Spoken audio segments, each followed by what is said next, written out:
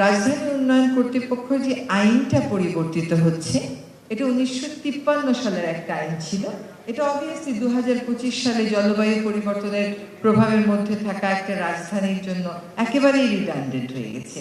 আর যখন এই আইনটা হয়েছিল তখন ঢাকার লোক বসতি কত, এখন ঢাকার লোক বসতি কত, সবকিছু বিবেচনায় কিছু কিছু বিধান এখনো কার্যকর থাকলেও বেশিরভাগ বিধানই আসলে অকার্যকর হয়ে গেছে।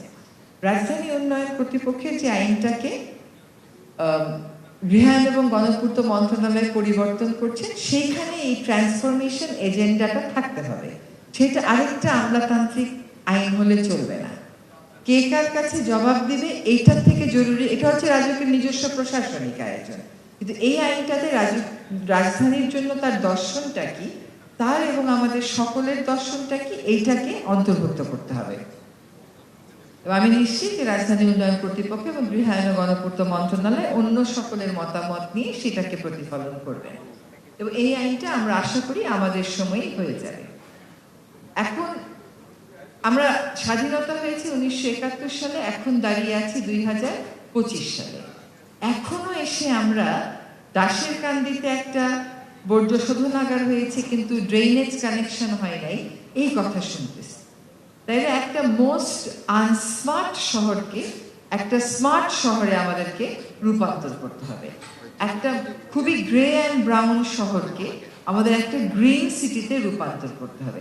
এখন গ্রে এবং ব্রাউন জায়গা তো আপনি আনডু করতে পারবেন না, তাহলে আপনাকে কি করতে হবে? আপনাকে রুফটপের মধ্যে গ্রিনারি করতে হবে, যেটুকুন জায়গা বেঁচে আছে সেটুকুন গ্রিনারি করতে হবে, আমাদের রোড ডিভাইডারে সেভাবে করে গাছ সিলেক্ট করতে হবে। এই কাজগুলো অসম্ভব না। নদীর পাড়গুলোতে, খালের পাড়গুলোতে আমাদেরকে বনায়ন করতে হবে, সেভাবে করে যতটুকুন বন আমরা ফেরত আনতে পারি। পার্কগুলোকে আমাদেরকে এমনভাবে রাখতে হবে সেগুলো আমরা উন্নয়ন প্রকল্পের বাইরে রাখবো। আমাদের সরকার এসে সেগুলো কোনো পার্কে কোনো উন্নয়ন প্রকল্প গ্রহণ করে নাই, কিছু লিগ্যাসি প্রবলেম আমরা ক্যারি করে যাচ্ছি। তো রাজুকের প্রতি আমার অনুরোধ থাকবে, তারা তাদের আইনটা যেহেতু পরিবর্তন করছে, ঢাকা শহরের কিছু হলেই কিন্তু আপনার দিকে মানুষ ফিঙ্গার পয়েন্ট করবে।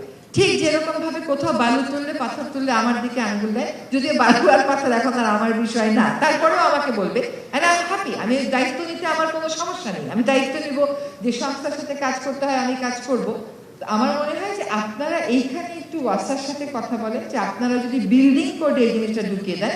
আর আশরাফ ভাইয়ের কাছে আমার একটা অনুরোধ, আশরাফ ভাই আমি আর আগামী মাসে শুনতে চাই না, আমি সেই 10 বছর যাবত শুনে যাচ্ছি বিল্ডিং কোড ফাইনালাইজ হচ্ছে, এই আগামী মাসেই হচ্ছে। এই আগামী মাসটা যেন নভেম্বর 2025 হয় বা সর্বোচ্চ অক্টোবর 2025 হয় বা সর্বোচ্চ নভেম্বর 2025 হয়। সবচেয়ে অবসবাসযোগ্য রাজধানী, সবচেয়ে ঘনবহুল জনবসতিপূর্ণ রাজধানীর বিল্ডিং কোডই আমরা ফাইনাল করতে পারি না।